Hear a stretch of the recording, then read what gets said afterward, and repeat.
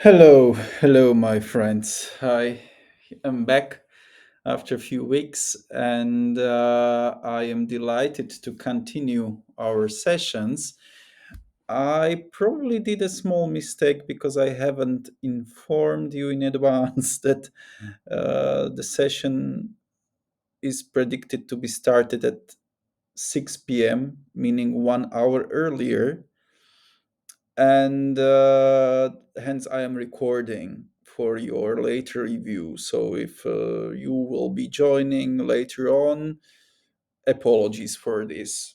I do it because the time is changing in Prague. It started to be quite late, and also the topic that I am discussing today, I will probably have to split in two sessions because it's quite excessive, even complicated for me to speak about due to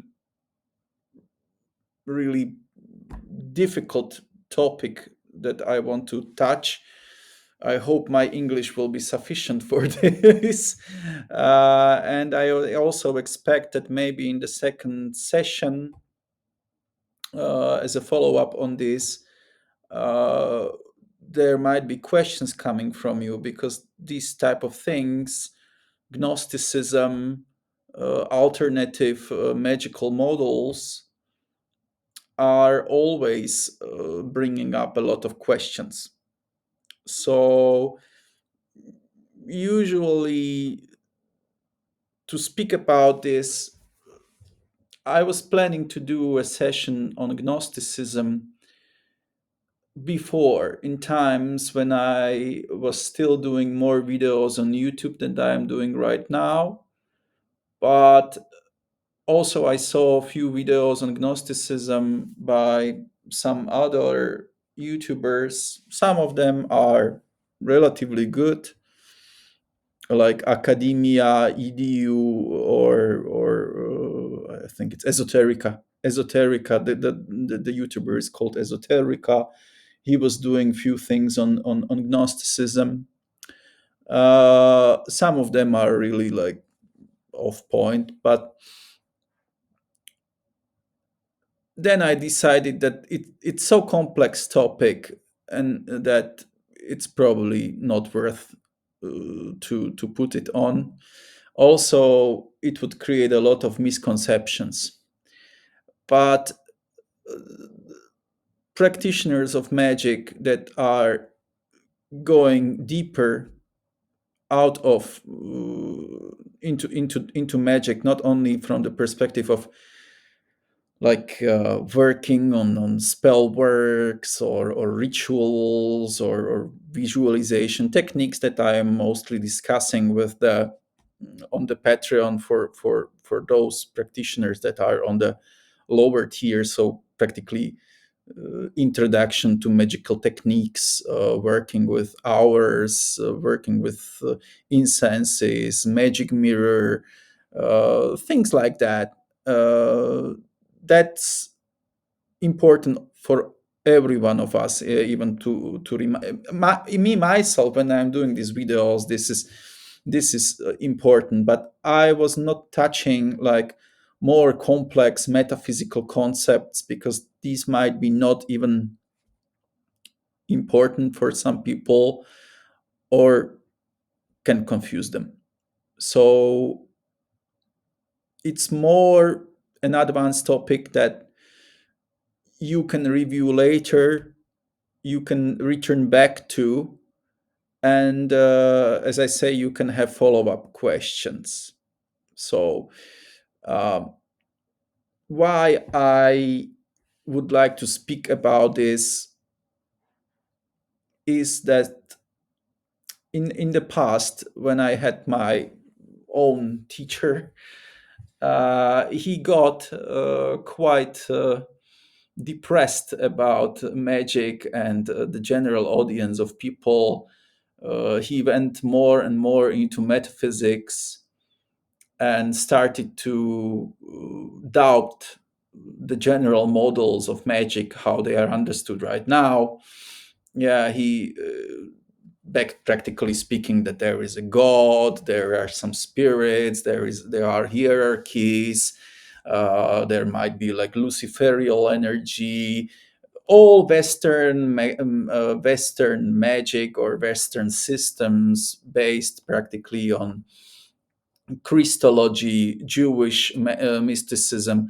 He started to doubt that all, yeah, because he dived into deeper or older theories on magic, on faith, yeah, and he realized that the general truth about how we now perceive, for example, Christianity, how we all what we found in the what we find in the Bible and so on, it's an agreed truth that was done during several thousands of years, mostly starting from the first, second century after Christ's death, or we might say crucifixion, let's say, and these theological disputes lasted maybe first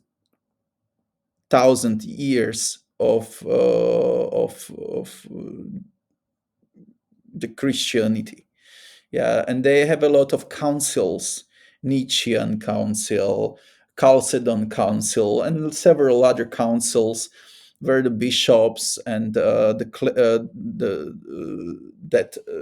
practically the whole church from different places, from Constantinople, Rome, and so on. They were all meeting and discussing important topics, and you had a lot of groups that were trying to explain faith and the structure, the origin of God, the principality of Jesus. Was Jesus really a god, or was he just a human?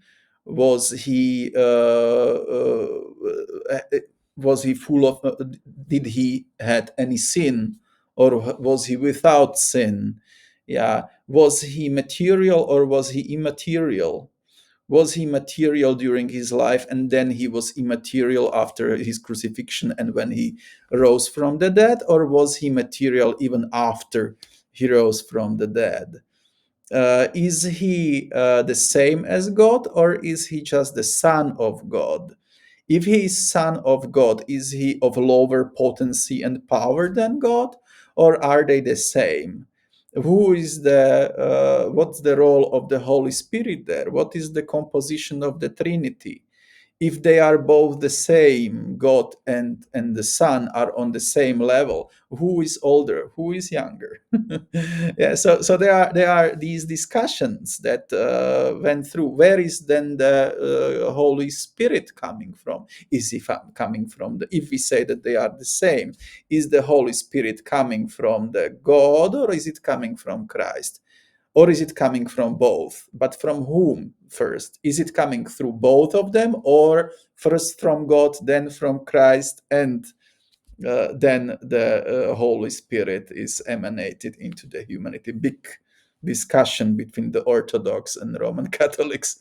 Until today, they even split it in 1054 due to this. They were like the credo, practically the pronunciation of faith is based on this. Yeah.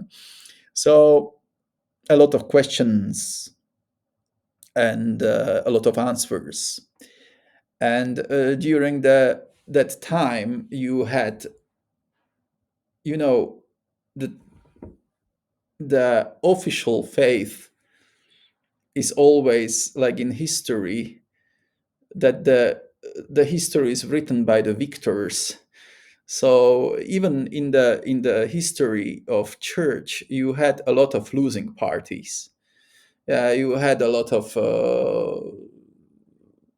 people that were trying to interpret the structure of God, of Christ, of angels differently that it is currently presented. Yeah, so we now have in that time Christianity was also meeting with other very strong religions, yeah, Zoroastrianism, Persian myths, with Hellenistic culture. Romans had their own gods. Greeks had their own gods. Greeks had philosophy.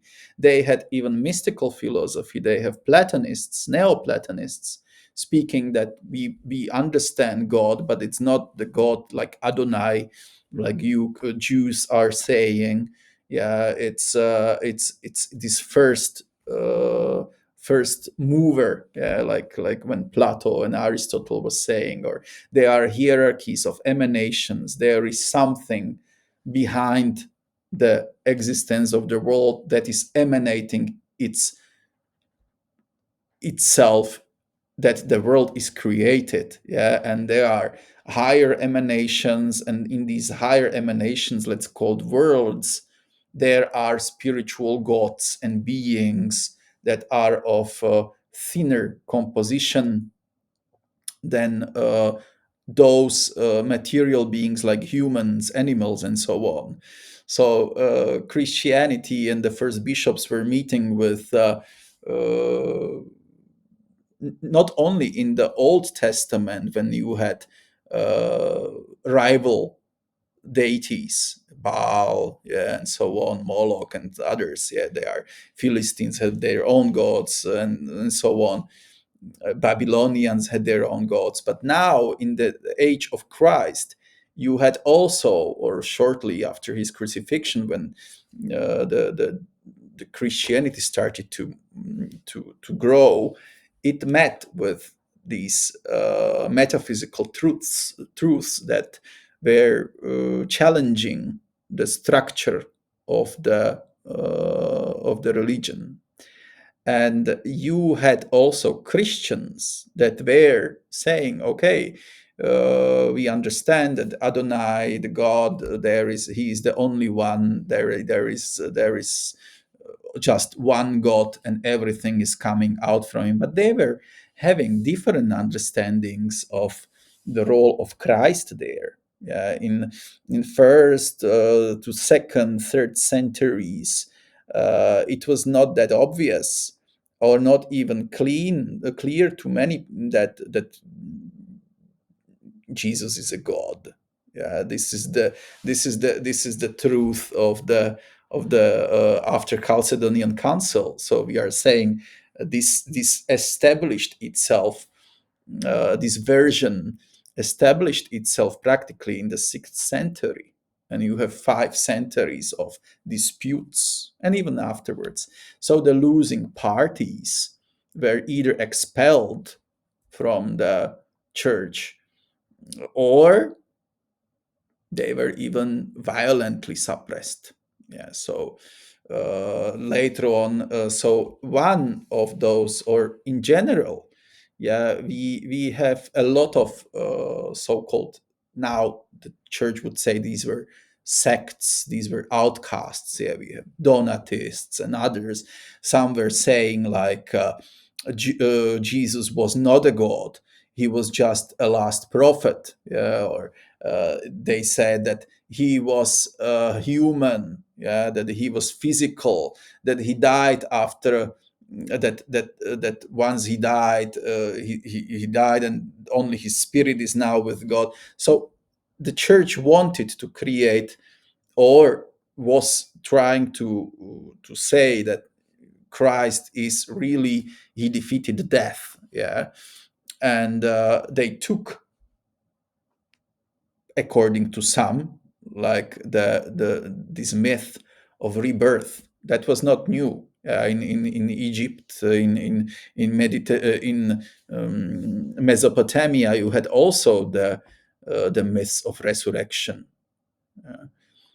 Osiris, after being killed by his brother Set, is being again restructured back by his son Horus. Yeah, Mesopotamian goddess Ereshkigal also is descending to hell, to the underworld, and then she's ascending. Yeah, you had the one of the practically the oldest mythology of a hero coming and fighting against the underworld powers, against chaos in the form of Marduk. That Marduk is practically going to the underworld. He's defeating. He's looking for immortality. Yeah. Uh, After Christ crucifixion, Paul, his main missionary, is also getting into discussions. He hears about the Simon the Magus. Yeah, they were Simon the Magus said like, okay, so Christ he stand from the death, but I can do the same. I did the same, yeah, because he was proclaiming that he's coming from the tradition of Egyptian magi. Yeah, uh, there were a lot of there was a lot of competition. Yeah, so uh, and one of these, not competitions but other opinions on church within the Christian church were Gnostics. Gnosis coming from the understanding. It's coming from Greek name like gnosis. That I am getting some understanding through connection with the higher powers. In general, they call them Gnosticians or Gnostics. Gnostics, yeah. But they were not. There were so many Gnostics and Gnostic sects within the church. Why I am focusing so much on that on Christianity, you might say. Well, because during the revival of magic, once people in Renaissance started to get deeper into ancient languages like Arabic or Greek, there were Renaissance scholars that found out these type of works from Gnostics in the 16th century. Many of them were already destroyed, but some of them were still hidden in Vatican libraries, or in mostly some of them survived in Constantinople. Yeah, once Constantinople was conquered by the Turks, a lot of books were taken from Orthodox Church to the West, and they found they usually in it was in 1546, yeah, the Constantinople fall. So in the 16th century, you are getting a lot of Arabic and Greek literature coming to Rome, and they understand, okay, 1,000 years ago, there were a lot of disputes. Some church bishops saw different things, and there were people that were able to translate it. Yeah, so, and these were Marsilio Ficino.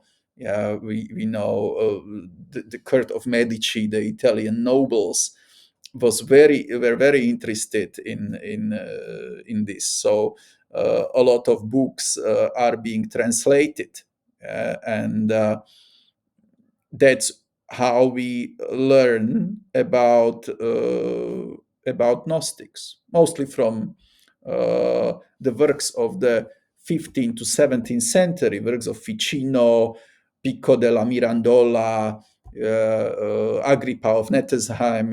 I was mentioning him. Giordano Bruno. These were all scholars. John Dee, the alchemist, he was able, a magician, he was fluent in Greek. Athanasius Kircher, a lot of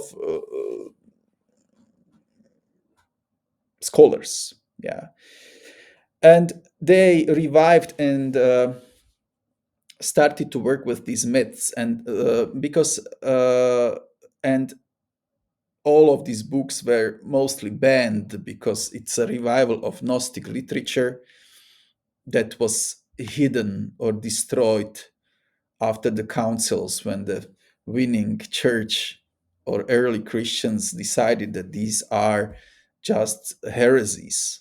Yeah, by heresy, we say different from official teaching of the church. And one of the biggest hunters or opponents of Gnostics in mostly in the third century, uh, we know about Gnostics not only from the newer workings in the 16th, 17th century, but we know about these mystic teachings of early Christians that were influenced directly by Jewish mysticism, Zoroastric mysticism, and so on. The Gnostic truths were not that secular. Yeah, they were too theological, too mystical. It was not fitting the official teaching of the church that wanted to be open to all. It was too intellectual, too deep. Yeah, they didn't want it that. Yeah, and we know about this teaching also from the greatest opponent of Gnostics. Yeah, so who his name was Irenaeus. Yeah, and we still have access to Irenaeus' works where he uh, discusses Gnostics or Gnostic teachings and trying to like scholarly root them out, like saying like, no, this is wrong. Gnostics are saying this, they are saying this, and we are against it. So by this we know, by the greatest opponent Irenaeus, we know what the Gnostics were speaking about. So Irenaeus was had a big Gnostic rival, yeah, and he was only one of the Gnostics, but a prevalent one, yeah.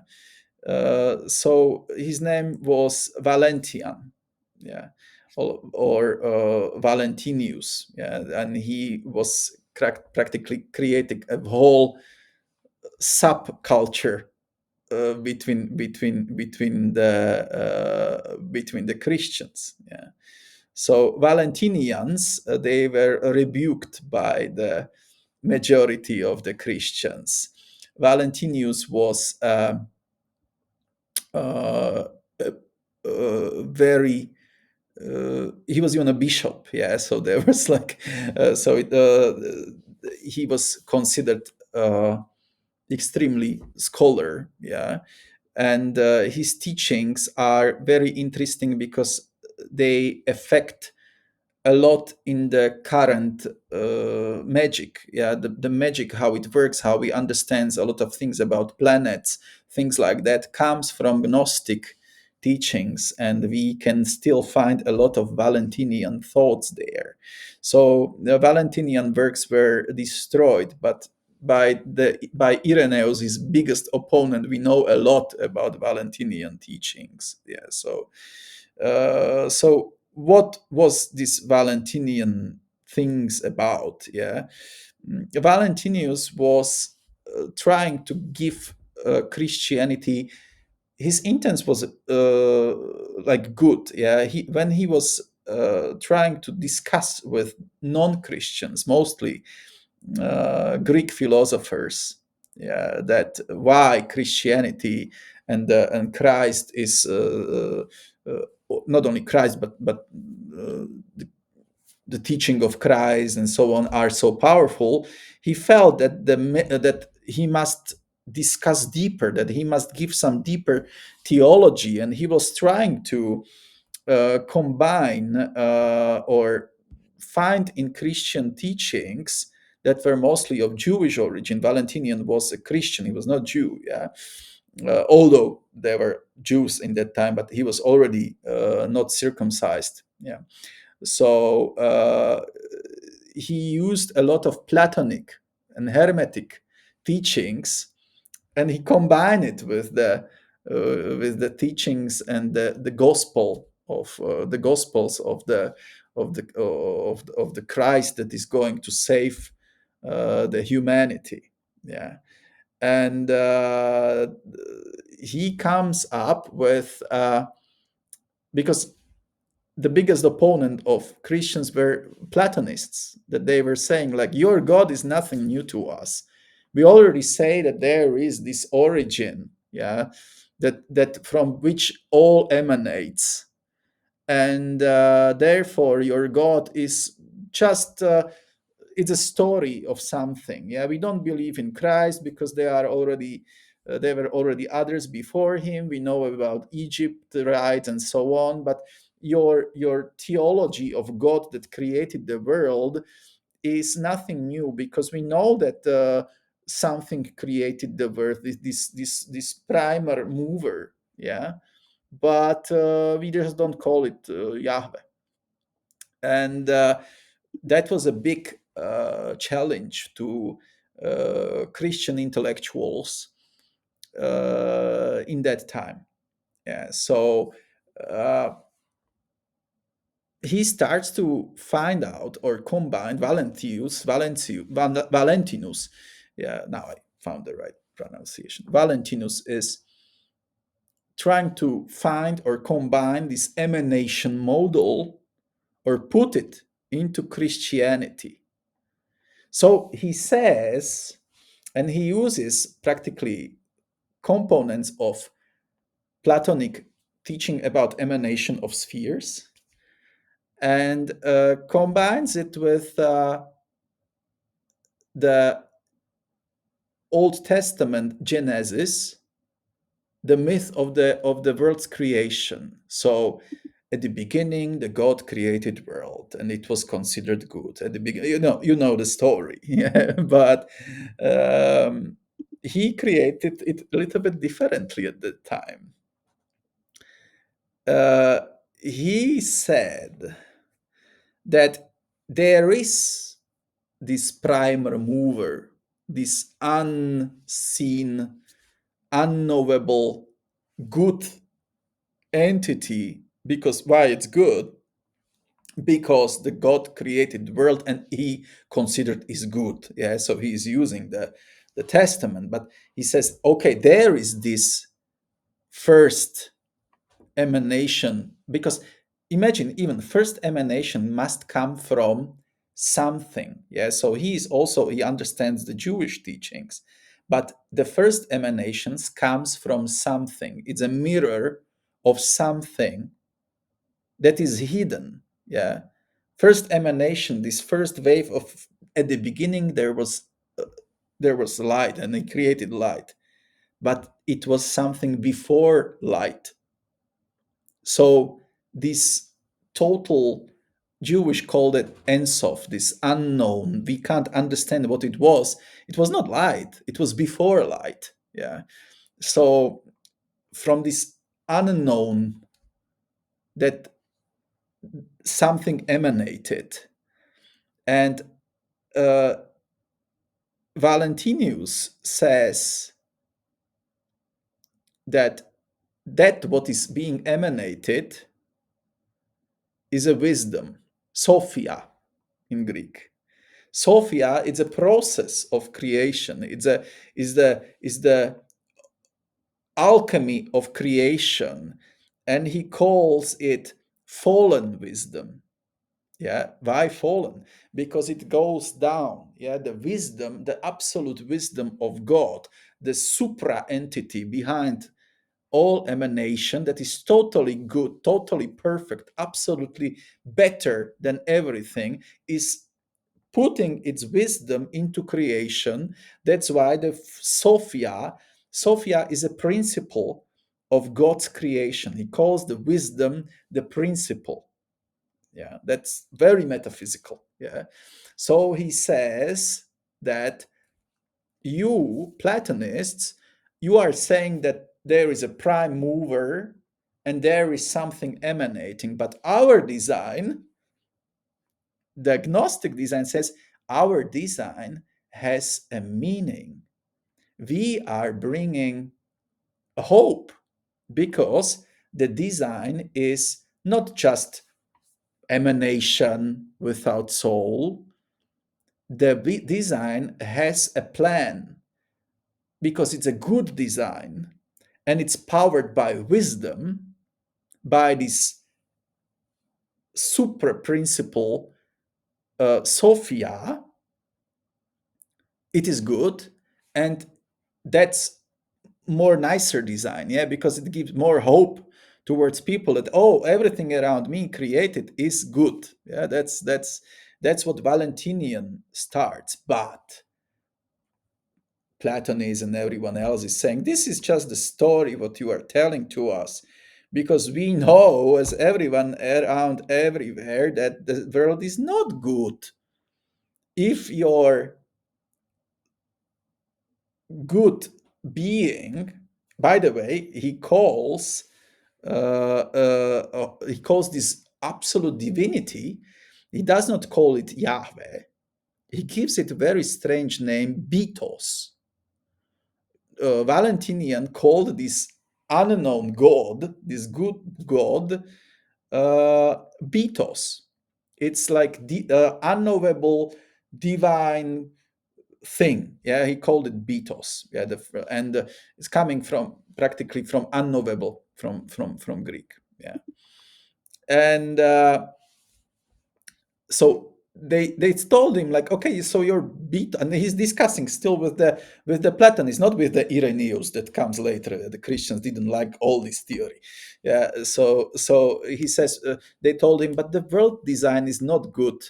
Yeah, it's not about good or bad. The design is bad because you have so much pain and evil in the creation. Everything dies in pain.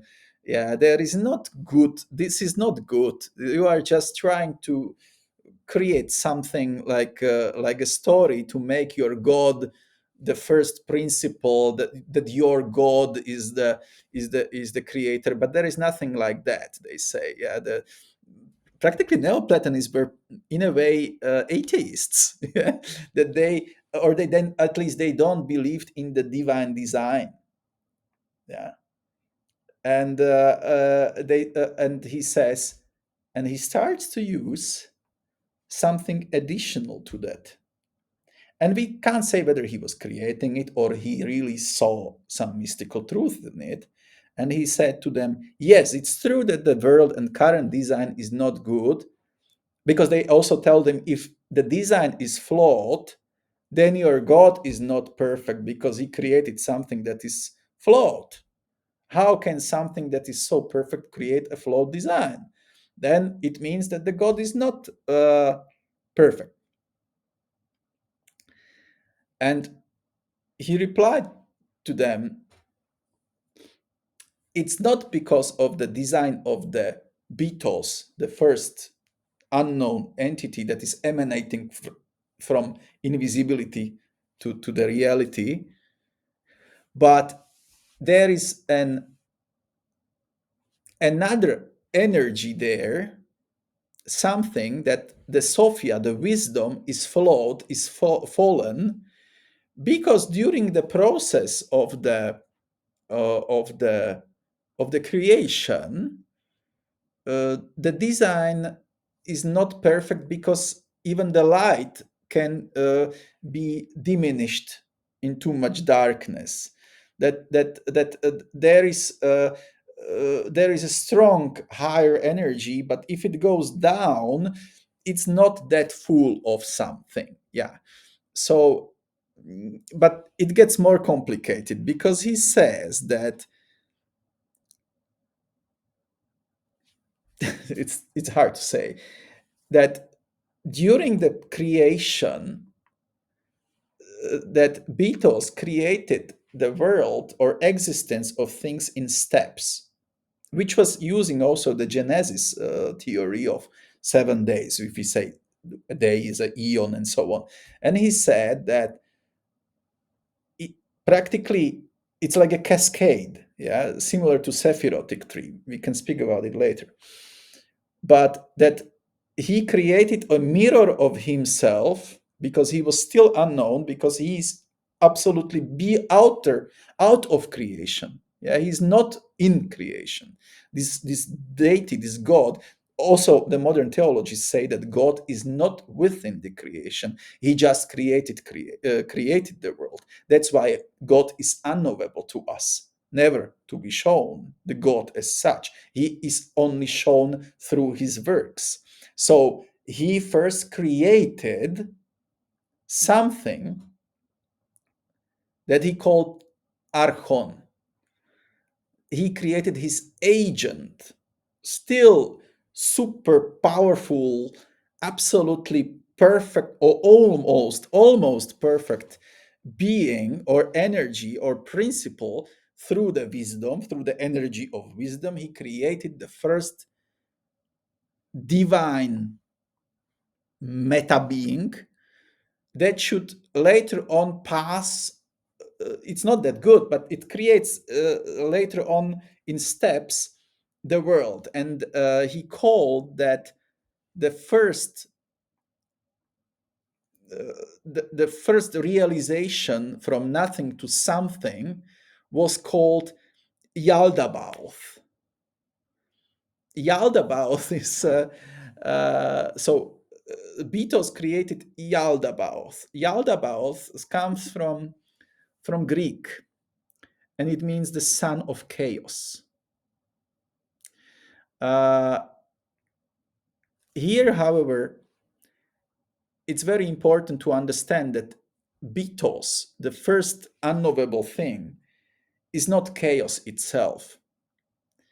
Why, I can explain later, yeah, but because we would get into another thing. But Yaldabaoth, the son of chaos, means that he is not totally perfect, because in reality of to be a mirror of something that is totally, because you can't create two Beatoses, you can't, the divinity can't create itself, it can create only image of itself, the first emanation that is not that higher thing that is beyond emanation. So it's already slightly flawed, because not because it's a bad design, but because this is how it works. Yet the god, the Beatles, can't create the same thing, so he creates almost the same thing. And the first emanation is practically called Yaldabaoth. But Yaldabaoth is, from psychological or modern perspective, can be said that it's a first being that understands its ego. Yeah, it's like first something that realizes, and I was a man, and it's not Lucifer again, yeah, but that's it's son of chaos. So that creates, that realizes that, okay, I am the potentiality, the Sophia should work through me, but it's already fallen because it's not the Yaldabaoth. And from me now everything starts to create. I create time, I create reality, I create planets, I create energies, I create matter, I create gravity, I create water, I create, and then it starts. That's the creator of material sphere, Yaldabaoth. And Yaldabaoth creates, or he already starts to affect everything else, and he splits itself, according to Valentinius and Gnostics, into 7 lower archons. It's still Yaldabaoth, but he split it into 7 archons. And who are these archons? Yeah, well, to make it more like clicking, yeah, into a big puzzle, these archons represents gods, or 7 stars. We know, you know already what these 7 stars are according to Babylonian, Mesopotamian. So Valentinius is using the planetary system.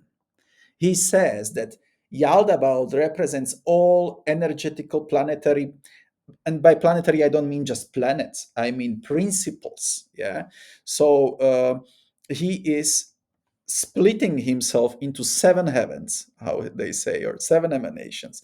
It's from so we can say Yaldabaoth is practically also can be considered as a Saturn, the first oldest planet from chaos to something. He creates first heaven. He creates Jupiter. That's practically the order of things. Yeah, they have even they are even lesser energies like coming from the all of these. Then he creates something. He didn't call him Jupiter, of course. He was called Yao. Yeah, because they gave different names to these beings. Yeah, then he created Sabaoth. That's a Mars. That was the sixth heaven. Yeah. So um, then there was, I think, Adonaios, that was sun. Yeah. Astaphaios was Venus. Yeah. So female aspect of lower heaven, and so on. Elaios was Mercury. Horaios was the moon. uh, and then Seth was the third heaven, and then he even creates like the representation of man. Yeah, that man was created, but it's not Adam, but it's David. Yeah, it's like because the David is the creator of the yes, like the through the Jewish heavenly kingdom and so on. So, and you have these different names of these seven. Yeah, there are even the apocryphs of John. That so Yaldabaoth as the demiurge. Yeah, he creates authorities. Yeah. But there it's not seven, but it's 12. Yeah, according to apocryphs of John, these are like 12 authorities, uh, and they rule over certain things in the world. So this is what practically Valentinus is trying to say, that these archon beings are representing the rules of the current world, but they are not perfect. And that's why the world is not perfect. Not because the first principle Beatles does not want it, but that's the nature of creation. Yeah, it's like that, and there comes his theology. So because they told him, okay, so you have created this, you are saying that the gods are ruling, because he said, yes, there are planetary gods powers. Yeah, but please, this is it's a nice model that he's creating, but we can't take it too naturally. Yeah, it's not that Yaldabaoth created planet Mars, planet Venus. Yeah, he practically, this system is does not only represent planet. Yeah, it's really like seven energies that are creating everything in our world. So when medieval magicians are working with the planetary system, they are working with Yaldabaoth. They are working with not totally, and they even say that like these planets are affecting negatively humanity, because if you have too much one, you too much Mars in you, you are too angry. If you have too much Venus, then you might be obsessed by some kind of sexuality. They are working in several ways, and he says that that's not that, practically that's why working, if someone has not right combination of these zodiacal powers in himself, he's disbalanced. And that's why even in current medieval magic, like later on, we are working with the planetary powers, not because they are super good, but because we want to overcome the disbalance. Yeah, so it all makes a little bit like Gnostic. It goes very deep, yeah, into Valentinian theology later. Even this is just very scratching the surface, because they told him, the Platonists later said, like, okay, but you just created some kind of model or this is a model that is again not that different from our model. We understand that Mars and Venus and all of these gods exist, yeah, because in that time, remember, it was already Rome, and in Rome these gods were official. So to say that gods do not exist in Roman Empire would be punishable by death. Yeah. Although, of course, you have masses of people that were like in Rome. You have a lot of atheists. They were like, "Oh, life is just like it is." Yeah, all of these God things, but no one told openly. Yes, but this is the discussion of the theologian. Yeah, they are saying that this is working like it is, and they told him. So you are just saying that the same thing that we do. Yeah, why are you then Christian? Where is the Christ coming into all of this? Why is your Christ that important? You are just saying the same thing. You are Neoplatonist. Yeah, you or even you are believing in emanations. You are calling them different names, but you are like us. So what's your religion special about? That's what Irenaeus comes in. The Christians are saying, "Oh, Valentinus is discussing with the Platonists. He is leading. He was a bishop, yeah, and he is practically changing Christians back to the Greek and Roman faith. He is saying that planets are gods." That's travesty, Irenaeus saying. There is only one God, and that's Adonai. And you are saying that Mars and others are so-called archons, and they are divinely being. And who? And you are saying that the whole creation is flawed. No, there is no bad flow. There is no flow in the creation, because God says in in books of Moses that the work is good in Genesis. So Irenaeus is a fanatic. Irenaeus explains everything in a way of to the letter, and he says, Valentinius, you are not a Christian anymore, and your folk that you are working with is they are also not Christians. And Valentinius saying, but I still see that you are just that there must be something deeper, and I see also the potentiality of Christ here. Like, what is the role of Christ? It's not maybe too magical, but just so you know, Christ is considered, according to Valentinius, as an agent or not as a son of God, but as a maybe we don't know, but he's practically saying that Christ is the revealer. He's a messenger who descends to the lower heavens, meaning level of humanity, to awaken the divine spark and guide souls back to Betos, back to the original highest transcendence. And you will be all with me next to me, and my Father sitting next to me. Who believes in me, he will be relieved of sin.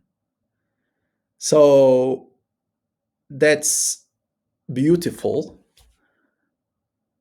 but we are in times when there is no discussions whether Christ was a God or not. Yeah, they still discuss like Son of God. Yeah, but this is the time when Irenaeus comes back and says, "Oh, so you say that the Christ is a revealer, and that he wants to take us to relieve us that we are all sinful. We are not sinful. That the creation is perfect because God wills it this way and no other way. Why do you think, Valentinius, that what is good or what is bad? The good is only what God, Adonai, thinks is good." And Valentinius is saying, but the world is bad. Platonics are also saying that thing. No, God is about good or evil, and now it starts like this. Yeah, and they got into big conflict. So Valentinius is later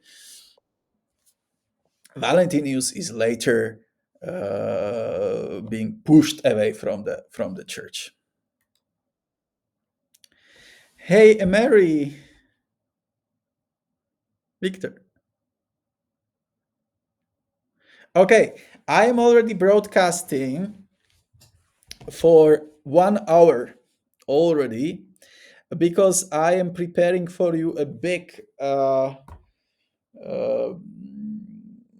big story about Gnostics. So when you will be able to check later on after this is ended, there is already 1 hour of my recording, and you came in a perfect moment because I just finished the story about Gnostics and Valentinians. That's the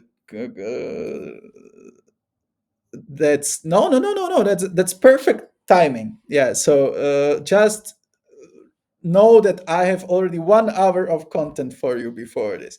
So I will continue. Uh, Irenaeus is winning the argument, putting Valentinius out of church. But his followers, I'm now not sure. I believe Valentinius was even killed by the early Christians, or and but the big split is done. Yeah, that the early Christian starts to argue. The more intellectual oriented people that are still very heavily influenced by Neoplatonism, Platonists that still feel that there must be some deeper truth, there must be some deeper theology, they lean towards Gnostics. Irenaeus, the more that represents more traditional faith to the letter of the Testament. Yeah, the Bible especially is not yet codified. Yeah, they are discussing, and he's like saying it must be to the letter. Gnostics are working with the Neoplatonics. We must divide, and they there is a division. Problem is that Gnostic starts to be very popular in the fourth century. There are more Gnostics than the followers of Irenaeus. Irenaeus later on, of course, there is even violence. Yeah, so this is, however, the problem of Gnostics starts later. Once Valentinius is out of the picture, and we are speaking third century, uh, they start to create and rewrite even they are start to create their holy books. Yeah, they say, okay, we are going to rewrite the names of from the Hebrew in a different way, because we and they are starting to use a lot of new Greek names and there are a lot of holy scriptures.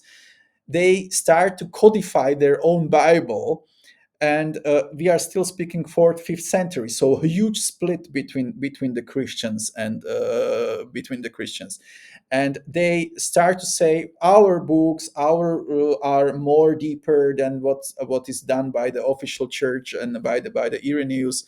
Our church is the true, not Irenaeus one.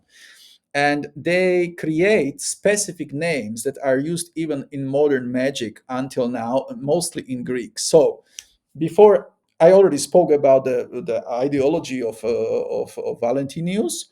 So, but his followers create some structure. They give some structure into their teachings. So they the initial god, or this unknown, yeah, they later rename to make it even more complicated. They rename the name Betos to. They say that there is. Uh, that in the higher spheres of heaven, yeah, uh, there on in the Betos realm, there is unity. That's the transcendental truth of the first creator, and they call this unity Pleroma.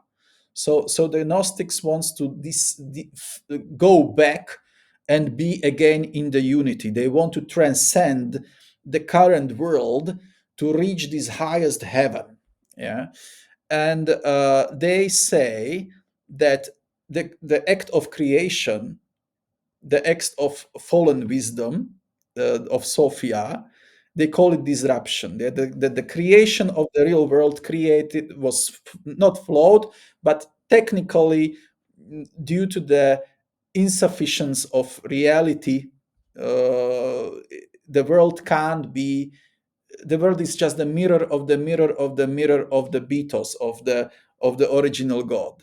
And the world is being ruled by Archons that believe that they are gods now. Yeah, these are false gods, they say.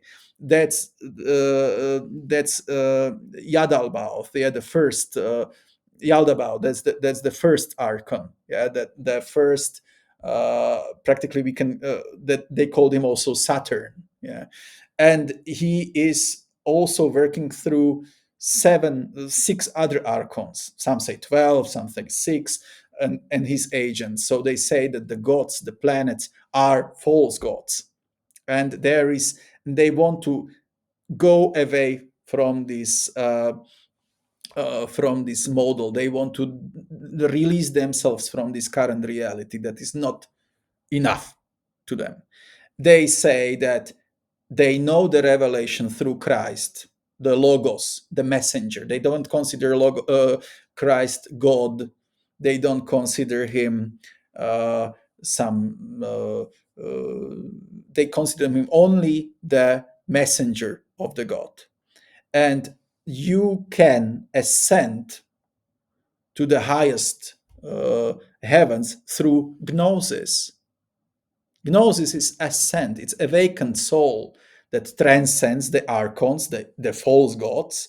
They want to understand reality. They are working with magic, they are working with planetary powers, but not to be ruled by them, like in zodiacs and so on, but to understand the structure of the world. You see where it is leaning to magic.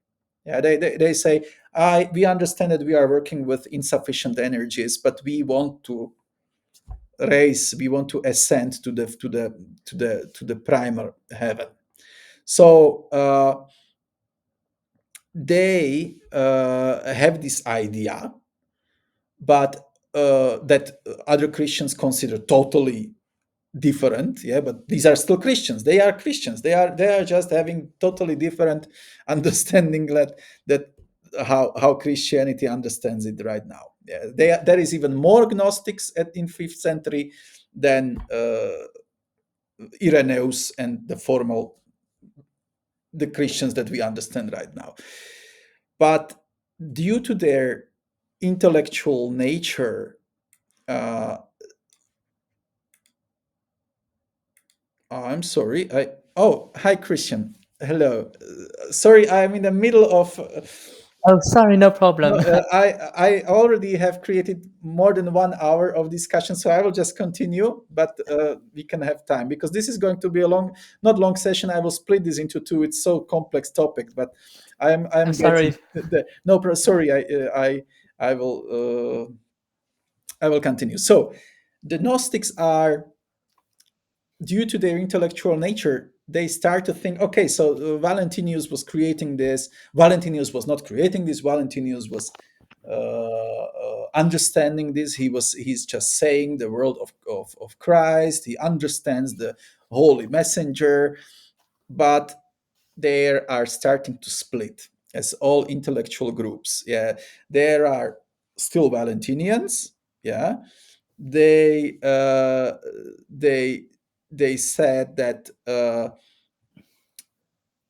they started to think that, okay, so if we want to ascend this, if we want to return back from the from these lower realities, like we are, that if we are part of the fallen design, there must be steps into the holiness. Yeah, and they say, okay, so there are three levels of humanity, and humanity must ascend into three existential levels that will and we will be able to reach the primal betos, this first thing beyond Archons.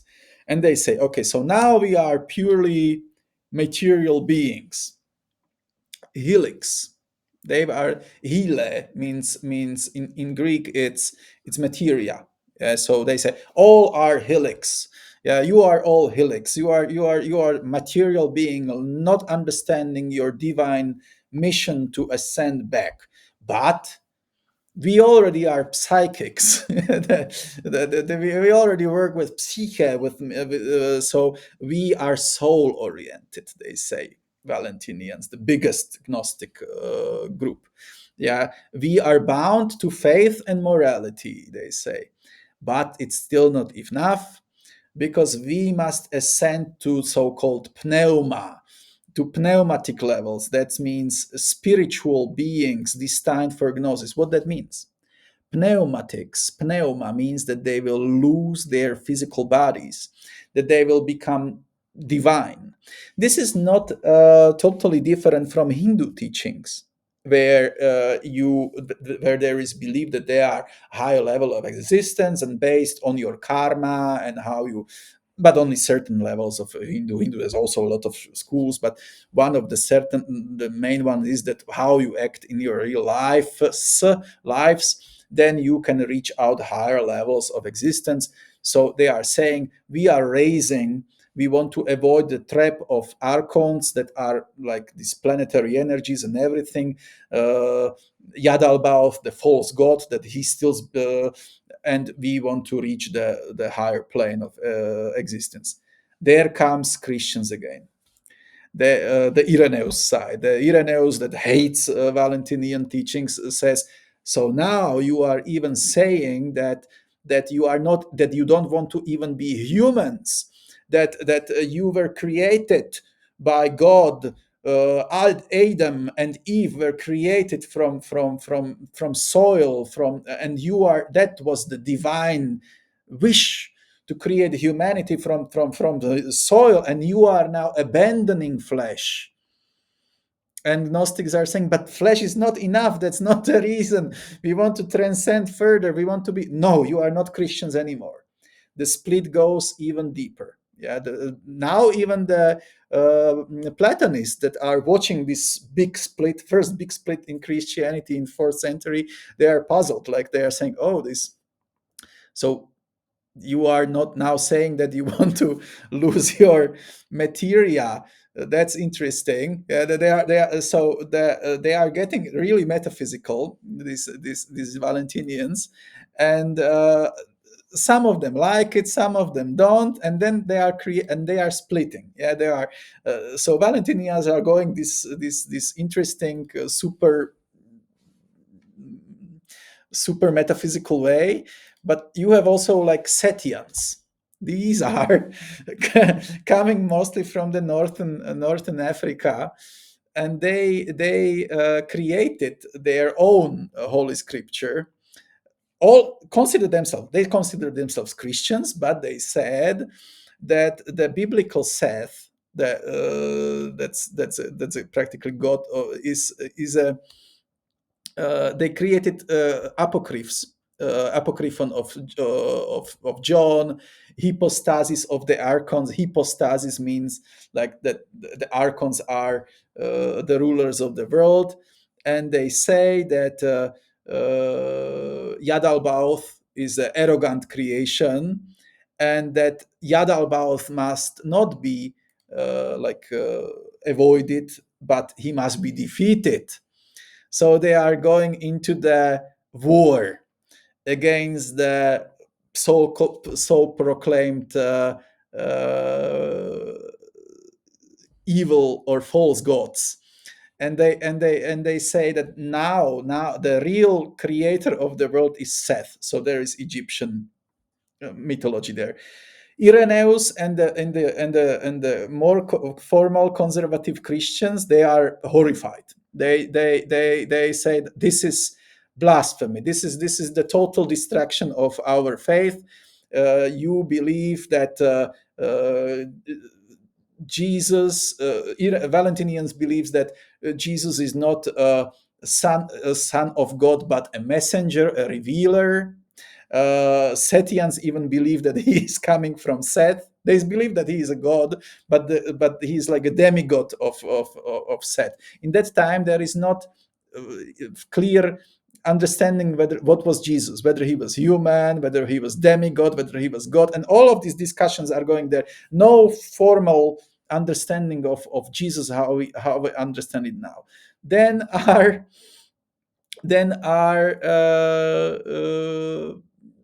Basilidians. They come from Basilea. Yeah, so they also come from Valentinians, but they come and say, it's not that easy to like reach these three steps of humanity from Hele to pneuma, through psyche to pneuma. It's more complicated. There are 365 heavens that you have to cross to reach Betos, the first entity in itself, and defeat the Archons. And these 365 layers are practically ruled. They don't call him Betos anymore. They call this first creation, they call it Abraxas. Yeah. So the problem of gnosis starts to be that they are starting to splitting, and Irenaeus followers that are even in minority, because all Gnostics are saying like, you are just your primitive explanation of Bible, or the Bible is not there yet, of faith. It's primitive. We have to we are scholars. We need to find the way.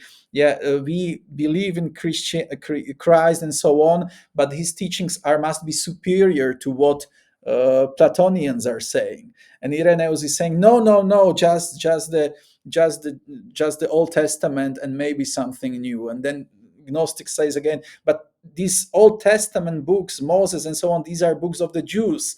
We are not circumcised. So there is already, we are not Jews anymore. We must have new books. Yeah, and that's the big split. So at the end, it starts to be so complicated in the 5th or 6th century that there is a council that is putting Valentinius and his teachings and his off splits of his teachings. They consider them like heresy, and Gnostics does not want to comply. They say, we are not heresy, you are heresy. So it takes approximately 800 years since Gnostic sects that are created around the world are annihilated. The last ones are practically Albiginians, Catars, yeah, in 12th, 13th century. Uh, I am just scratching the surface because Gnosticism is not singular theory. It is based on Valentinian teachings, but it has a lot of additional variances. And why I think it's very important for modern magic is, I will say later, but the end of story is that Christians practically killed them all. Yeah, in the 13th, 14th century, mostly in France, there are last bastions of Catars, the strongholds. They are being burned, killed, destroyed, to raised. Yeah, and it continues secretly and I don't mean like, there are still communities that are they destroy the books. They try to destroy all of the literature. That's why we have so little about Gnostic books and information. We know mostly about Gnostics from Irenaeus, the hunter of Gnostics, because he's describing their heresies. Yeah. So how this practically affects us? Valentinian Gnosticism is only one big branch of Gnostics.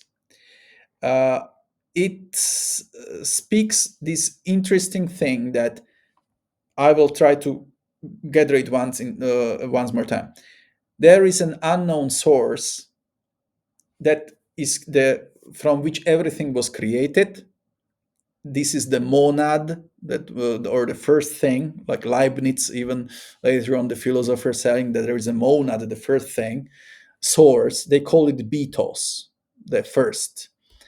Through unity and uh, there existed within the betos exist pleroma, unity. Yeah, they understand pleroma, unity, like uh, that it's eternal. Before the time, there was these eons of light, they say, and they were considered like mind, truth, word, life, wisdom. But there is a fall of wisdom, there is a fall of unity, because the real world starts to exist.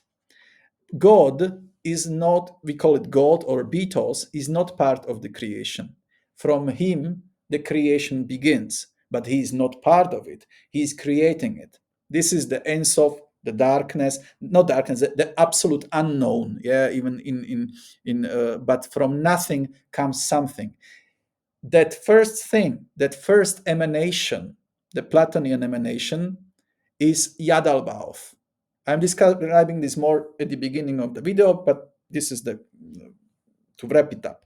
Yaldabaoth is almost perfect, but he is just an emanation of something total, not direct mirror, because the god can't create another god. Yeah, he's not duplicating himself, he's emanating himself. So the first emanation is Yaldabaoth, almost perfect being, almost perfect first realization. Yaldabaoth creates the rules of everything because he emanates, he creates, because the wisdom, the process is that, okay, it's a good idea. The world saw that this is good. And there was the second day, third day, the God saw that this is good. Yeah, the first day, second day, third day, fourth day, up to 7 days. So Yaldabaoth is first emanation. Then there is another. Then there is another. This is what the Gnostics believe. But this is the fall of the wisdom because the emanation is not perfect. It's this Platonian. So there are archons created. Yaldabaoth as a first creation is splitting itself.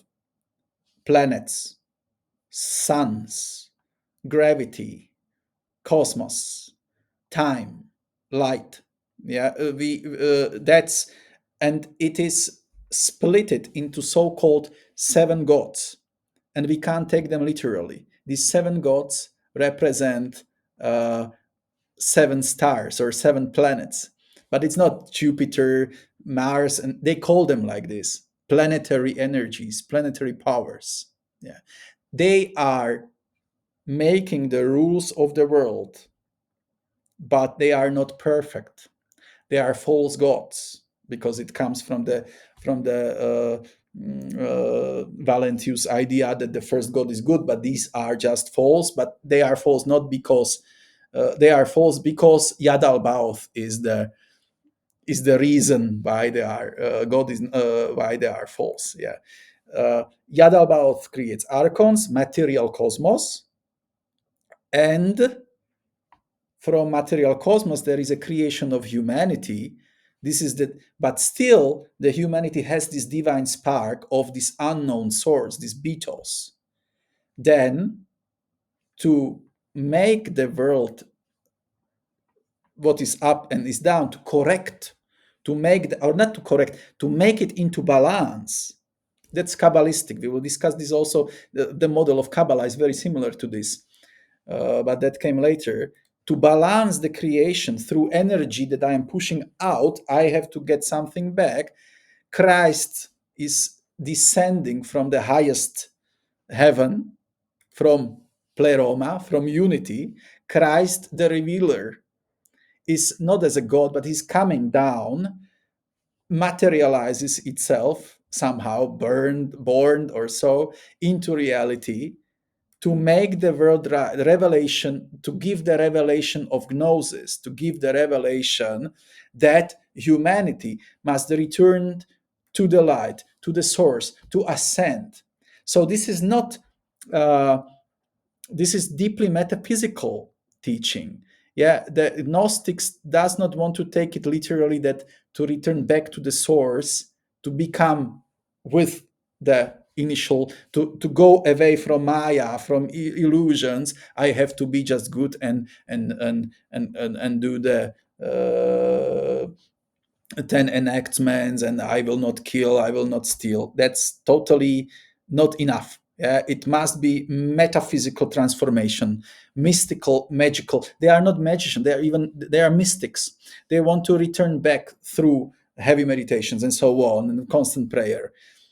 And this is against Irenaeus and standard Christianity, because they understand with this op- obfuscated, complex metaphysical idea, this is not for Christians. How can you explain this to ordinary people? Irenaeus came to Valentinius. You are. This is not. This is elitists.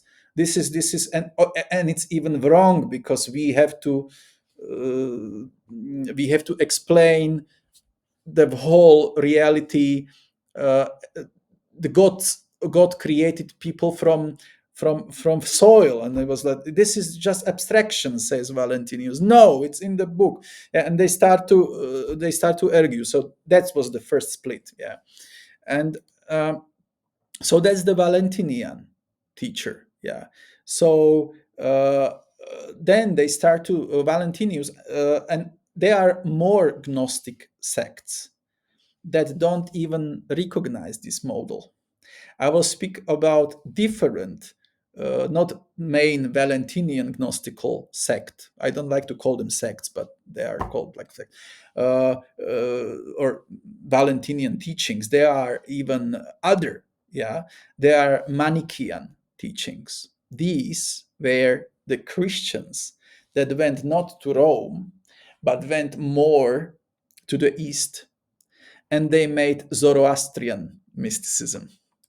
And they started to not think about through this model, but they are using Ahura Mazda's model. They are using duality.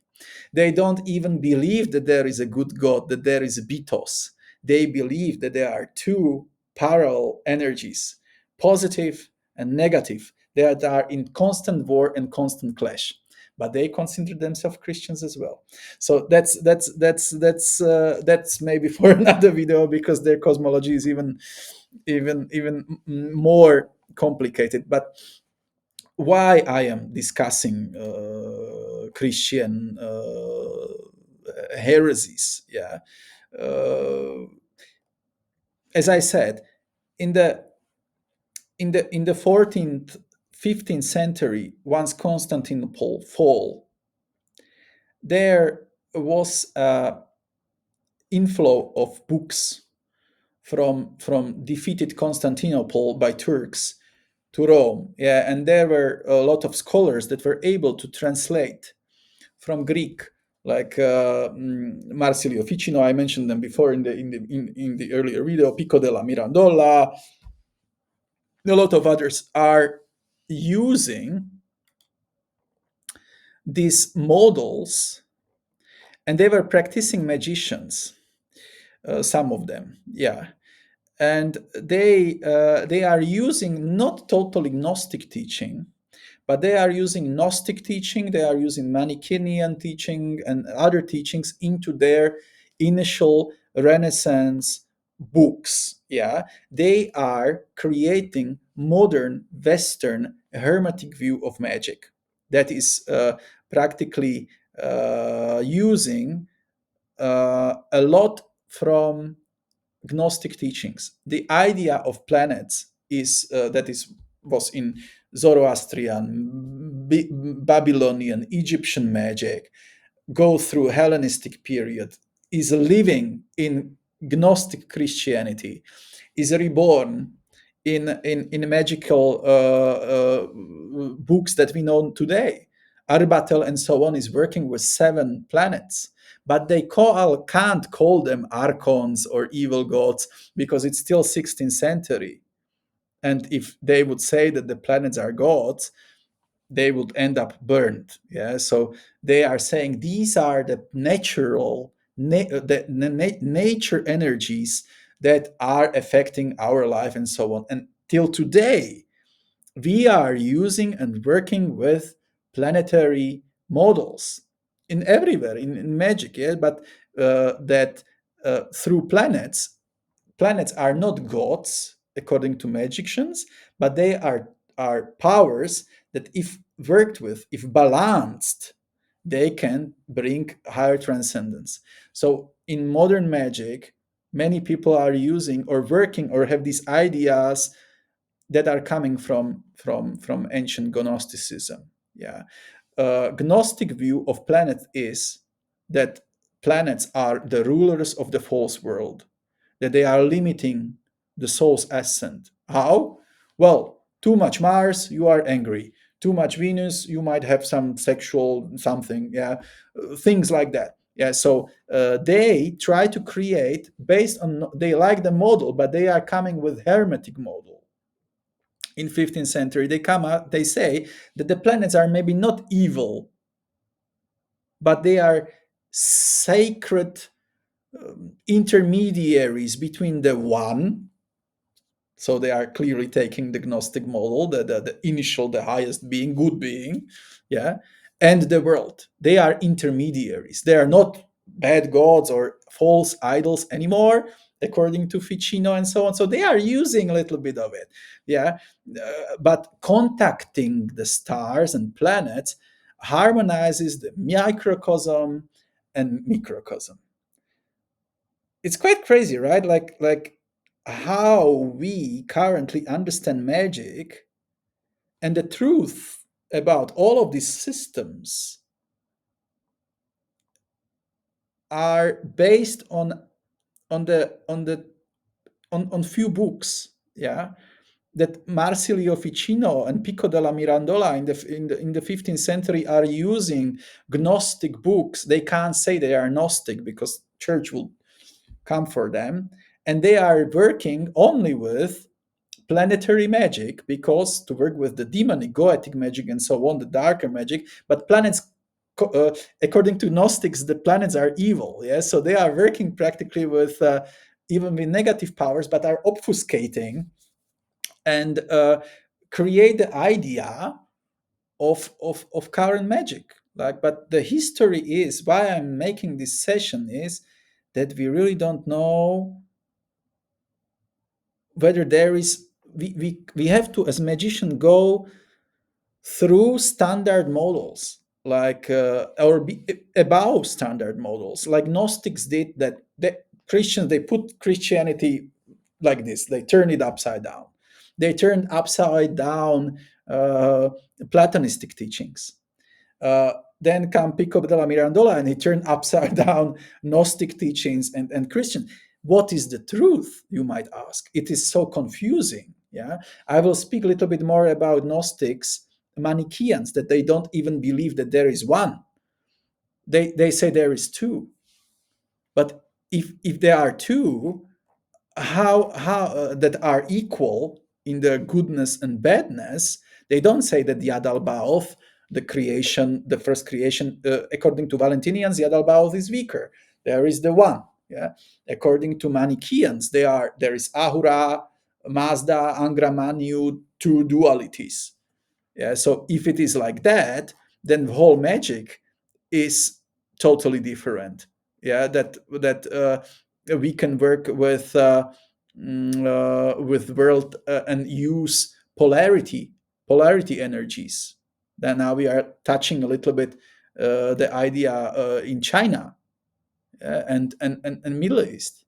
Yeah, or there, it's like a twofold mixture, light and darkness. Every person contains particles of light trapped in demonic flesh, they would say. Yeah, that's disturbing, right?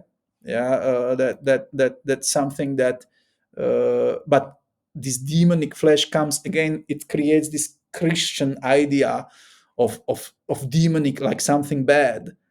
From perspective of Greek of Platonic magician, if you say demonic and say, oh, daimonic, you mean like spiritual. Yeah. So that's uh, I want to break your idea that the magic has only system like good and bad, god and devil. Where is Lucifer in this? Is he Yaldabaoth, you might ask? But that would be probably a little bit unfair. Lucifer is, in some understandings, a Promethean light, a wish to to uh, for understanding, the constant rebellion for to become understanding of things. So it's it's more like energetical power. Yeah, so it's critical intelligence, we might say. It's enlightened discernment. Yeah, it's so that's that there is, I saw one uh, let's return a little bit back to the Gnostic words, like, so Sophia, the wisdom that is applied to create the world, is from the aspect of the divine, can be said it's a creative wisdom. Is the creative wisdom of Betos, the initial something that creates the world, and he saw that the world that it was good. Yeah, and he created a planet, and he saw that it was good. So that's the wisdom. That's the creative wisdom. Yeah, but in Manichaean understanding, when there are two polarities, yeah, they Sophia might have also negative aspect. Yeah, creative wisdom, but it can be restless desire. Yeah, for creation. Yeah, or something. Yaldabaoth is a power to structure. Yeah, Yaldabaoth is creating the real world, but is he good or bad? What is good and what is bad?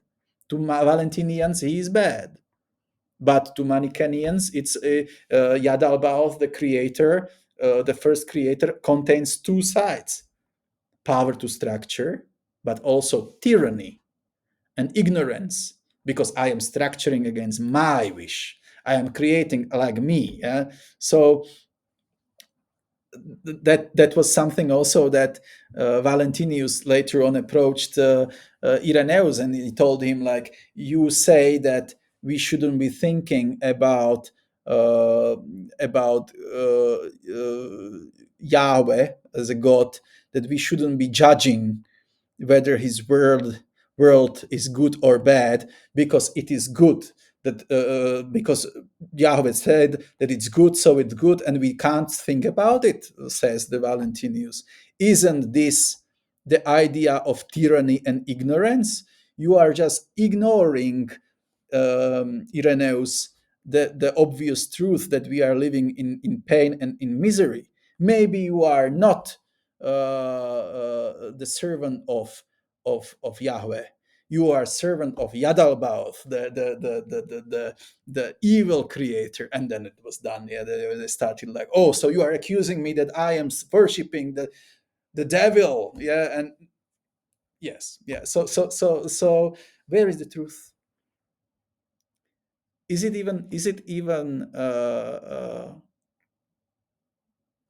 how modern magicians approach this? How I like what Mirandola, Pico della Mirandola did. They took several contrasting truths from very contrasting ideas and cosmogonic models, we can say. They and created another syncretic thing. And in next video, if you are interested about Gnosticism, I need to speak about the third very important Gnostic movement that lives up today, and that's how they are called um, in English. Sorry, it's not Manichaeism. They are. Allow me. I need to find it. I need to find it on the internet. I would like to speak about them later on.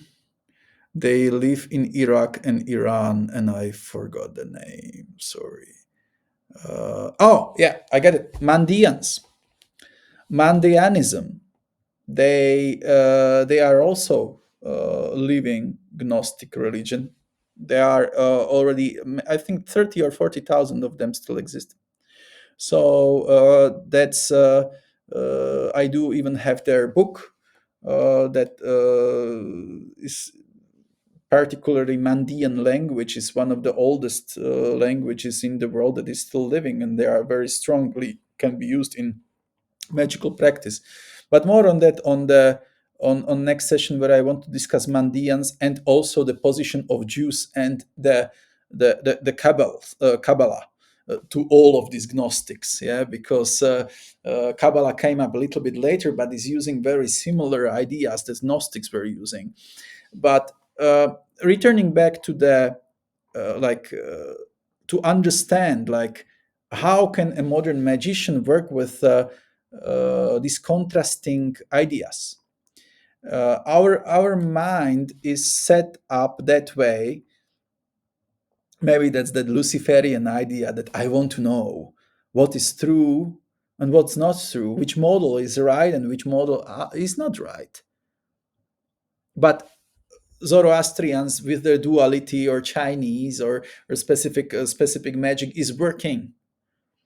Agnostic, mystic magic was also working. Yeah, it's about, for us probably we will never know what is these beetles or this, but it has some commonalities. We have to work with uh,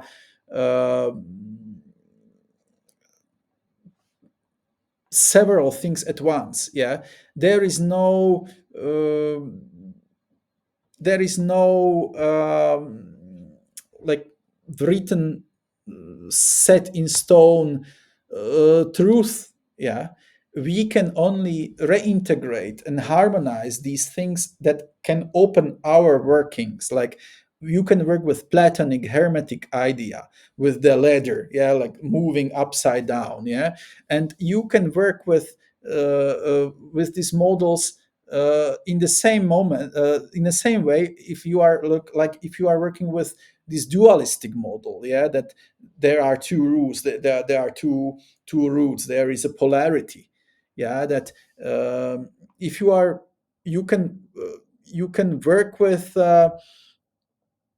two at once, yeah, and it's probably more philosophical, yeah, how you approach this.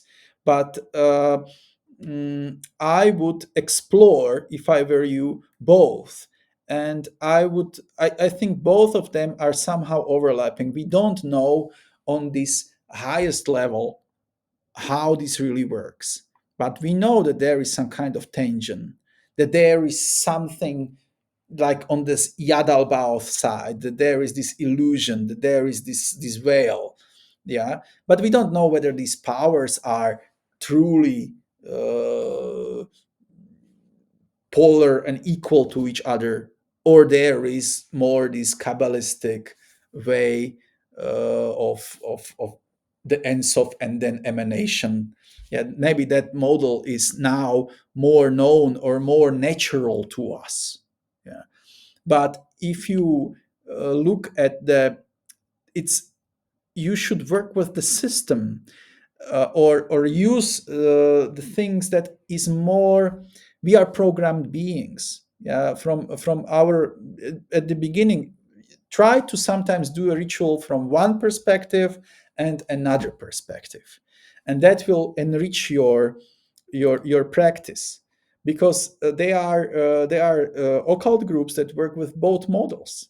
Yeah, or they experiment sometimes rituals. They experiment like this. Yeah, like for example, let's say uh, Crowley. Yeah, Crowley was when he created like Argentum Astrum. He sometimes used the Platonic hermetic ladder, yeah, creation from something, and then he sometimes used with Manichaean methodology, like light versus dark. He was saying like that humanity, we are just beasts in human flesh, and so on. So he's sometimes using one model and then he's using another one. And I think, although it sounds maybe disruptive, if we create some kind of solid cosmogonic model, we are going to limit us. We are going to limit our and I don't say that don't believe in anything. Yeah, just experience something will be easier than other. And I am also not asking about some moral relativism or something like that, that if nothing is truth, there is no truth. But I think that all these big ideas were approaching this mystery from different angles. I don't know the truth, and I am not looking for it, because you see what it brought. It created only tension, evil, pain. People were fighting, killing itself for this type of things. So uh, there is a development in magic. Like you have of course you have contemporary Kabbalists or Hermetic Gnostics still going with Valentinian teachings, still believing in Archons, still accepting our planetary energies as false lights. Then you have formal occultists that think that planetary energies are uh, lesser manifestation of the good design, and they are helpful. Yeah, but probably we just know that there is a light beyond the light. Yeah? So you can work with you can approach planetary energy as false god, or you can approach it as a very powerful paradigm that and both will work, but it will somehow program your worldview. Yeah, so I am leaning more towards independent occultism, because if I perceive that there is an evil Yaldabaoth energy, uh, there will be always another sects coming in. We have, for example, Order of Nine Angles, very extremist satanistic organization in recent times that is causing a lot of. It's considered in the UK terroristic organization because they consider themselves extreme Satanists. They want only chaos, killing, murders. They want to disrupt the world as it is, terrorist acts. Just Google it. Yeah, Order of Nine Angles, very dangerous organization that is decentralized. A lot of mass killings are happening all around the world, and these people, and I'm not joking. They are real. Like we had them in Prague. There was a shooter in the university, killed several young people a year and a half ago. He was probably influenced by this group, but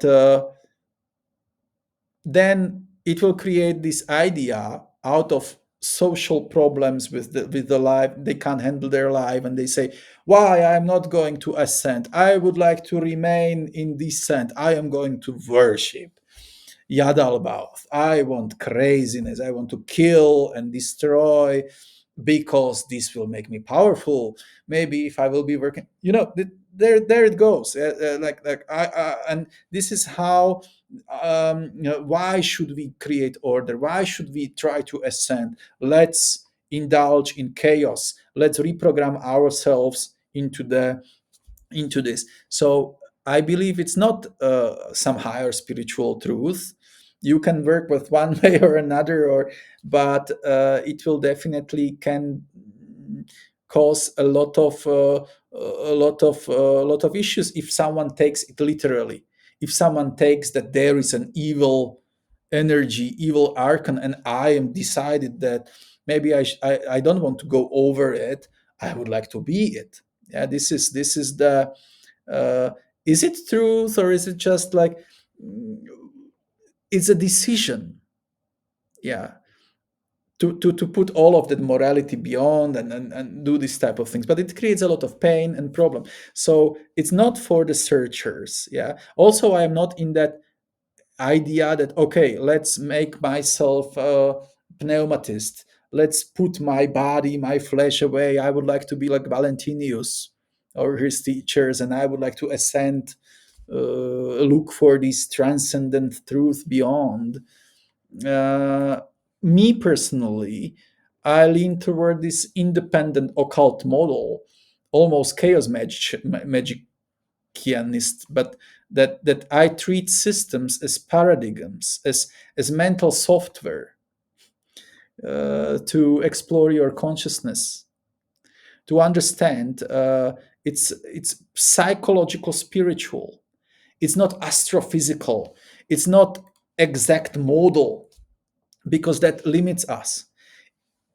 To get into visualization, to understand this type of things, contrasting philosophies, is what it might be enriching. Yeah. So modern magicians that are really deep into planetary invocations or so on, they don't even understand planets as some kind of gods anymore. Yeah, they are using also, they are understanding that they are might have it, yeah, like spirits. They are real and they are also not real. Yeah, some of them think that these are archetypal qualities. Yeah, or psychological attunements to something within us. But I don't say that they are not magical. They are, but it has more layers. Yeah, so uh, you should approach all these models also historically, because they were created in the moment of some historical period, symbolically. And that's also with all grimoires and the work, allegorically, because they might mean something, and also deeply metaphysically. So we have to understand it from several angles. Enjoy the richness of magical culture. Don't get into straight like ideas, because then it's not magic, but it's a religion again. Yeah, maybe that's what is.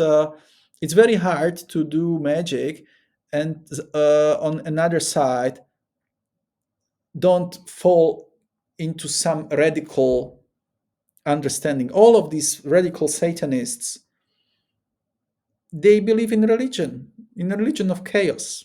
Yeah, but it's a religion nevertheless. It's strict idea.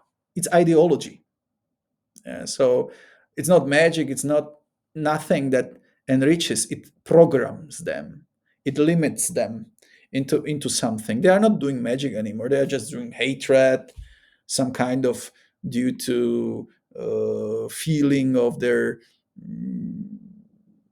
that they don't feel part of the world, and that everything should be changed. Some crazy psychopathic fantasies.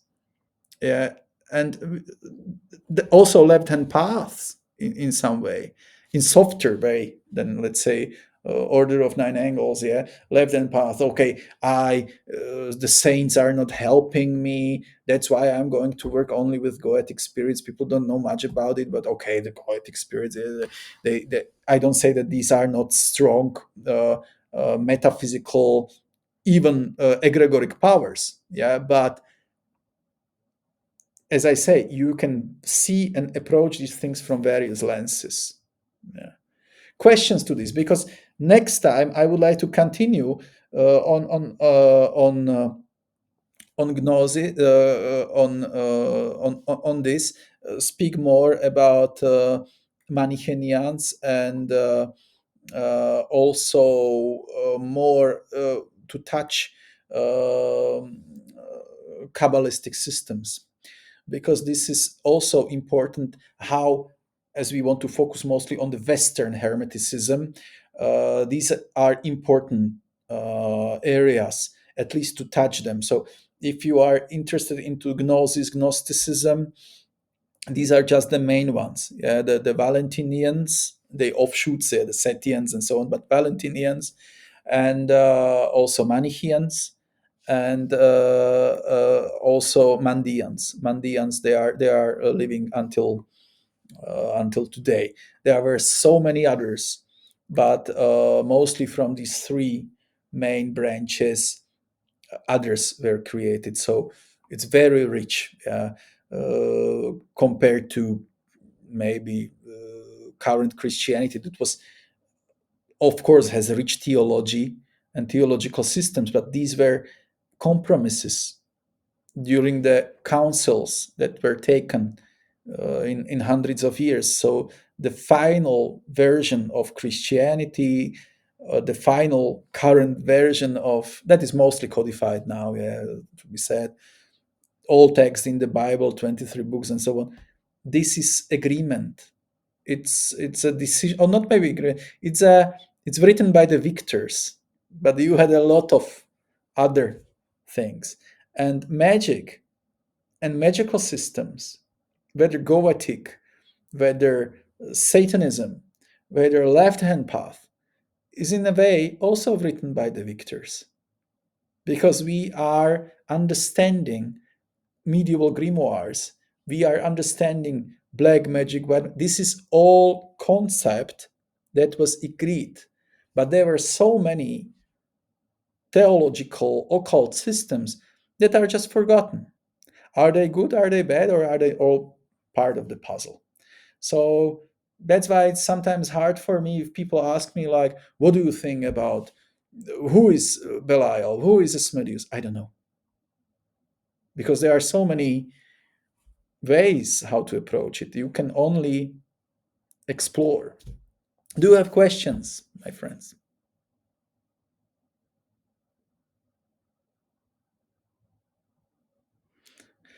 Was this at least interesting? There is still 1 hour of before this, so I will be discussing. I discussed a lot of things before that. So I hope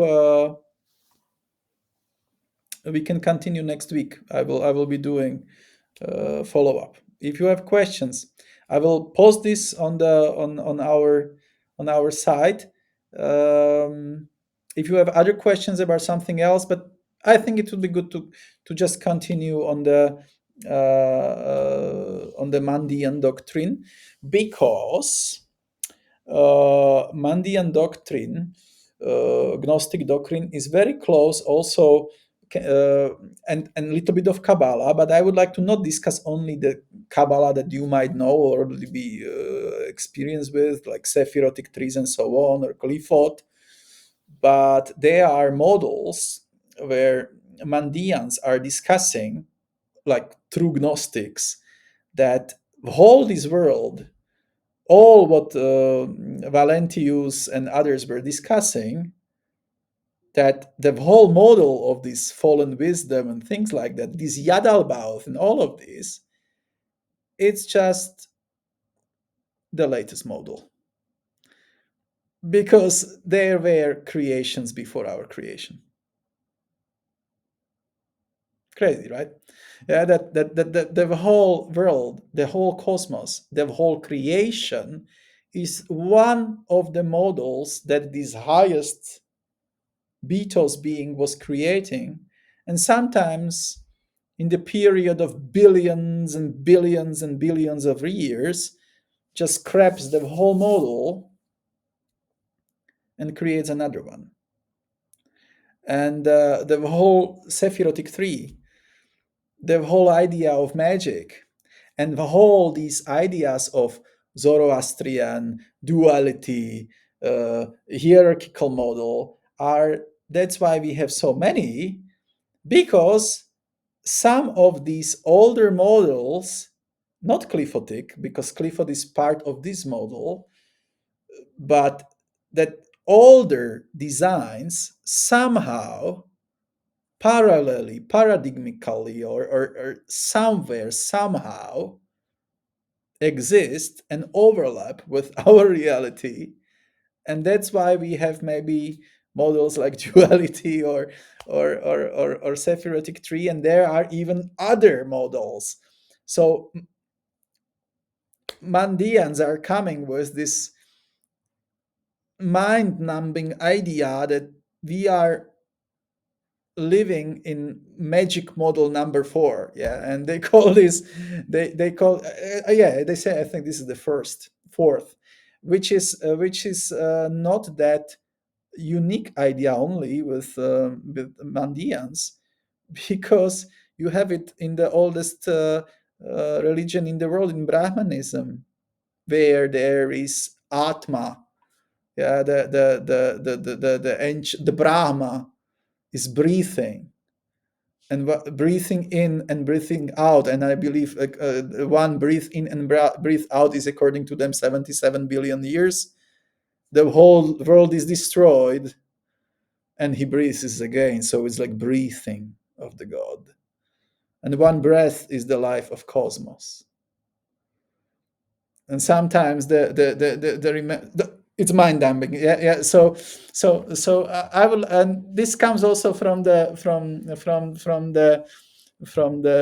oh, I got goosebumps even. So it goes from this, Mandians are really discussing this in interesting detail. So yes, Christian. Oh, I would like to thank you first for these sessions because I really need that to organize my beliefs and understandings to continue on the magical path. And I might have a candid questions. At which level we should understand or believe or be part of a model to call upon the energies of this model? You mean like that you would like to work with the planetary Right. energy? Yeah. Or Christians or things or Mm, any I believe current. that, of course, this is more advanced session. Yeah, this is considered like, uh, I think you are already working with all of this, because these energies are practically all around us. So when you are invoking some spirit during specific planetary hour, you are already working with the energies. Yeah. So whether you like it or not, that's the thing, that these shells, these energies are, some might call them illusional, some might call them progressive towards something else, spirits, all of these type of things exist. So all the time, even if you are doing visualization, or if you are basic trainings that we started with, visualization, some astral temple, you are already manifesting in your mind. The astral light, the energy is manifested. So at the beginning till the end, yeah, it's these are just, consider this session like a metaphysical discussion of, because at the beginning is everything easy, yeah, we believe in one model and so on, and then you start to doubt think. At the beginning of the session, you were not there, not no, you haven't been here. I discussed that this was the thing that my teacher got very depressed with, because he got into this nigredo phase where he started to doubt everything, that all the models that he is trying, that all the spiritual energies, he got into depression, because he started to believe that the god did not do his work right, because he was also like, he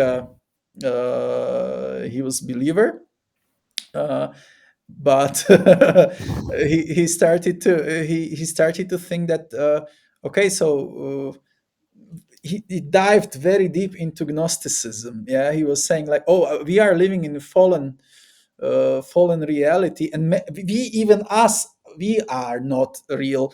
If we are not good and good enough, then my magic is not enough. I am faulty. Every my work is faulty. That was a trap. Probably it created a lot of mental problems for him, and he got this in very late phase of his.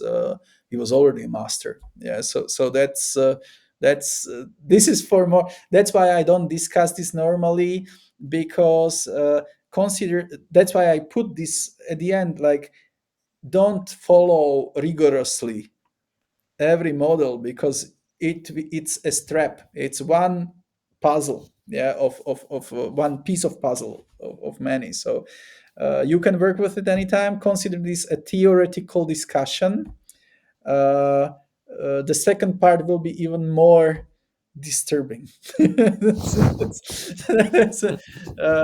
But I heard even saying that magicians and modern astrophysicists are one of the most like depressed people in the world. But because also these astrophysicians, they are starting to doubt like material, are we really living in something? Is this really true? Yeah, that's. Mm, but nevertheless, those discussions are beautiful. We shouldn't lose happiness from daily lives. Yeah, that's magic should be. We shouldn't end up like Gnostics, that they ended in so deep spirituality that they practically pushed all material living away. That's because at the beginning we have this anchoring, like staying healthy, liking the world, not that this is the level where you start to fly too much to the astral spheres. Yeah, so that, but that's also a step that eventually magician that is practicing or doing thing and stuff starts to experience. Yeah, so that whether all what he is doing is right, or the techniques that we are using, the theories that we have been learned, whether they are just some kind of medieval things and there shouldn't be something else. Probably it should. Magic is developing itself, but we should work with a lot of things, but in a good measure. Yeah? Pico della Mirandola, they were deep philosophers. He was believed even theurgist, worked with a lot of magic, but he was also a lover of wine. Yeah, that's a good thing. Yeah, so mm, yeah, next time be prepared for the next session. That's even yeah, more crazy. Okay. Thank Yeah. you. Anything else for today? Okay. Uh, just taking it all. For those of us healing from religious trauma and abuse, this subject can be one of healing. Exactly. I believe we should understand that a lot of these, a lot of it are these cosmogonic models, uh, were many times uh, understood. It was they were created because people were also influenced by meditation and so on. I believe that Valentinius deeply believed and felt that he is saying the words of Christ. But we have to understand that many times these things are understood as ideology. Yeah, if you would come to the modern priest in probably in some parish, yeah, in the US or in the world, and will tell him, by the way, do you know that Valentinius was understanding Christ totally different? Probably those that were like in the seminary were a little bit taught about Gnosticism, but not that much. Yeah, because even on the university, like for priests, theology, study of theology starts to be a little bit, they don't want to confuse them too much. Yeah. So we have to, but professors and those that are knows, yeah, no, but many times we are programmed to believe in something, yeah, and magician or magic work, that's I think what attracts a lot of us, especially in this closer circle, is deprogramming ourselves from not to be ironic or bad or something, but we are deprogramming from these deep historical cultural things that were pushed into us for so much time. Magic is freedom, but with freedom comes responsibility, because it's easy to fall into some kind of another brain sometimes creates tries to create this illusions. So yeah, there should be some boundary, I believe, because yeah, that teacher of mine, he lost idea of all boundaries, and then he start to stop to believe even in himself. Yeah, so it's good to have some basic, if you are unsure, anchor yourself, enjoy the, leave magic for a week, for two, enjoy your day. Yeah, it's the best thing. Yeah, so it's tough topic. Yeah, and the next one will be even more more strange. Yeah, when we will be speaking about these words beyond the creation. Yeah. Those of us who work with Lucifer and are healing, could you recommend some books of systems of magic that we can free ourselves through from the past Christianization of magic? Uh, uh, Working with Lucifer can be very therapeutic. Uh, I don't. Let me think about it. I don't want to like shoot some book that is maybe. To be honest, there are not so many books about Luciferian praxis that can be used in psychological healing. I know that there are some Facebook groups, and I think that are helping. They are. There is even like modern movement about modern Satanism. I think there is a movement. I need to check the order of Satan, but I don't know. They are considering themselves atheists. They are not magicians. Yeah, but they approach satanistic teaching from the, they are not saying even Lucifer because they understand the myth, but they are trying to be like that we should be healed from Christian too much oppression and so on. But there are not that many books that are speaking about it. There is a book about Lucifer that is quite recent. I have to find the link. It speaks about the origin of the Luciferian name, but that's more theory. It's not like a system.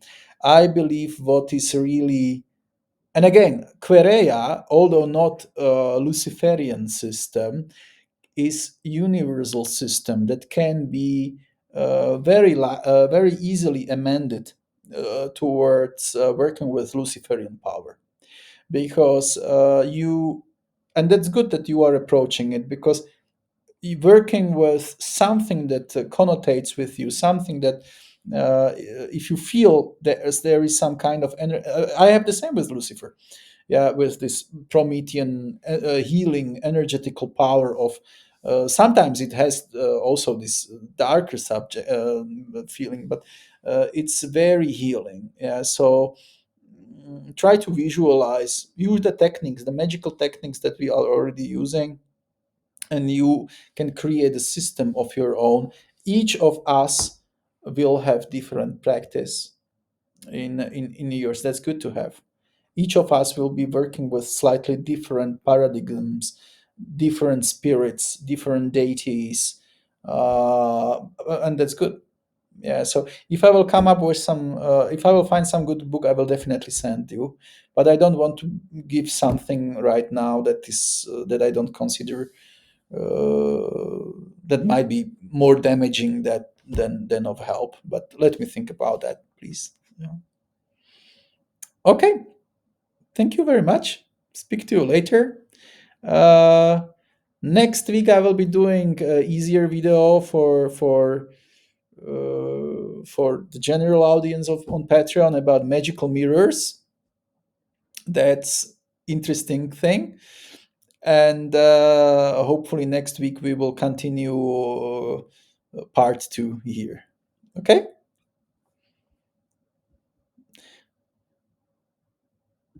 good. So thank you very much, and bye bye.